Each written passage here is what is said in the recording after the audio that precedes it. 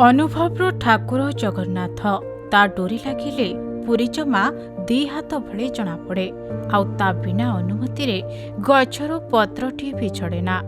ताकू जे हृदय अनुभव करिछि आउ देखिबाको इच्छा करिछि ताकू कौनसे प्रतिबंधक अटकाई पारिबो नाही, जहाको आज प्रमाण करी देखाइछन्ति बालेश्वर जिला भोगराई ब्लॉक कमरता थाना अंतर्गत नहरा ग्रामर 4 जण जगन्नाथ प्रेमी।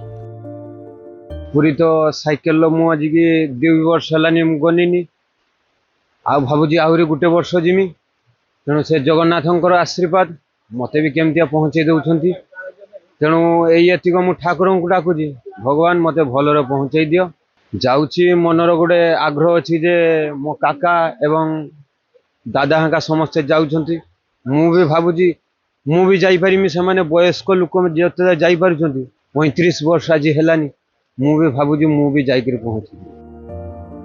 जगा दर्शन पई हार मानिछि बयस 70 होइथिले मध्य हातरे साइकल धरी 4 जण बाहरिछन्ते जगा पाखको आउ 4 दिन रे पहुँचीबा पई लक्ष्य रखिछन्ते। तेबे 2023 मसीहारु सेमाने प्रतिवर्ष साइकेल रे पुरी जाई महाप्रभु को दर्शन करुथबा बेले चलित वर्ष मध्य से पुरी जाउछन्ते एवं 4 दिन मध्य रे पुरी रे पहुँचीबे बोली आशा रखिछन्ते। उद्देश्य आमर तांकु डाकी जगन्नाथ को डाकिया द्वारा आम बहुत किसी उपकृत पाइचु विपद भी उद्धार हो विश्वास आमर अच्छी से आम दर्शन करने साइकेल मनस्थ कर 22 मसीह जाइए सर बयस 72 वर्ष मोर।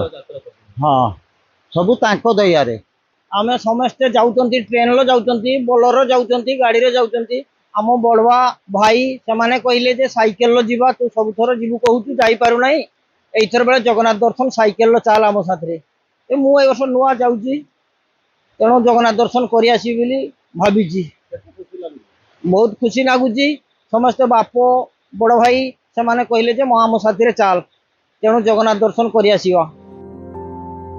बालेश्वर चिन्मय कुमार दास को रिपोर्ट खबर ओडिशा।